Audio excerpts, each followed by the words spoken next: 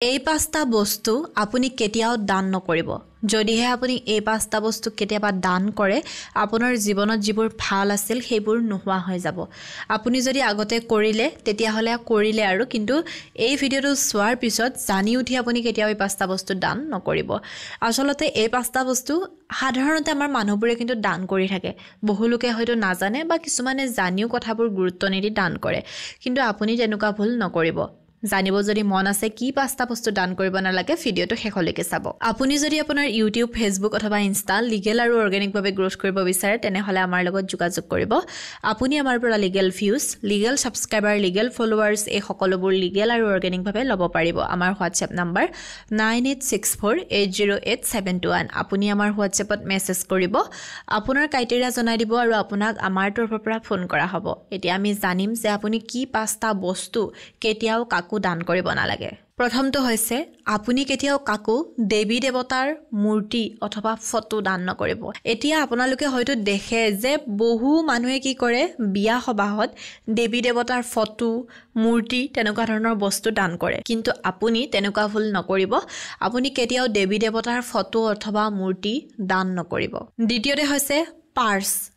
অৰ্থাৎ বেগ আপুনি কেতিয়াও কাকো পাৰ্স দান নকৰিব পাৰ্স দান কৰাটো খুব বেছি বেয়া বুলি কোৱা হয় গতিকে দান নকৰিব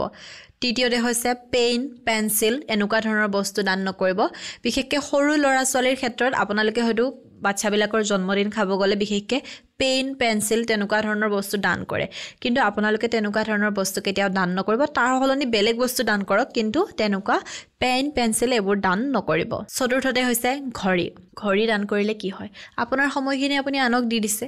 সিম্পল কথা ন ঘড়ীত কি হয় সময়ৰ কাৰণে ঘড়ীটো তেনে ক্ষেত্ৰত আপুনি ঘড়ী কাকো দান নকৰিব বিশেষকৈ বিয়াত মানুহে ঘড়ী আৰু দেৱী দেৱতাৰ ফটো মূৰ্তি এইবোৰ মানে কমন বস্তু হৈ যায় মানুহে প্ৰায় সংখ্যকে দান কৰে কিছুমানে জানি কৰে কিছুমানে নাজানি কৰে বা কিছুমানে গুৰুত্ব নিদি কৰে কিন্তু আপুনি তেনেকুৱা ধৰণৰ ভুল নকৰিব দেৱী দেৱতাৰ ফটোৱে হওক মূৰ্তিয়ে হওক বা ঘড়ী বোলা বস্তুটো যেটো এই বস্তুখিনি আপুনি কেতিয়াও কাকো দান নকৰিব ই আপোনাৰ জীৱনত কিন্তু বহুত বেছি বেয়া প্ৰভাৱ পেলাব পাৰে আপুনি যাক দান কৰিছে তেওঁৰ হয়তো ভাল হ'ব কিন্তু আপোনাৰ ভাল নহয় আপোনাৰ বিভিন্ন ধৰণৰ সমস্যাৰ সৃষ্টি হ'ব যিবোৰৰ কথা হয়তো আপুনি নাজানিব মানে সমস্যাবোৰ এনেকৈ আহিব আপুনি ভাবিয়ে নাপাব আপুনি কি কৰিলে কিন্তু গণ্ডগোলটো আপুনি অলৰেডি কৰি দিলে কিন্তু আপুনি কি কৰিলে আপুনি নিজেই গম নাপাব আৰু একেবাৰে শেষত হৈছে পাৰফিউম আপুনি কাকো দান নকৰিব পাৰফিউম মানে হৈছে শুক্ৰ